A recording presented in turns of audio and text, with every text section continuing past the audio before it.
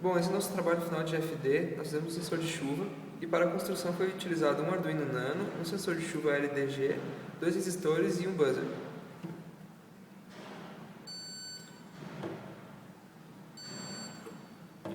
O sensor de chuva funciona em conjunto com um driver.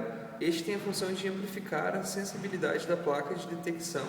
Portanto, quando a água incidir sobre o sensor, irá conduzir certa tensão entre as trilhas da placa e, consequentemente, será feita a detecção.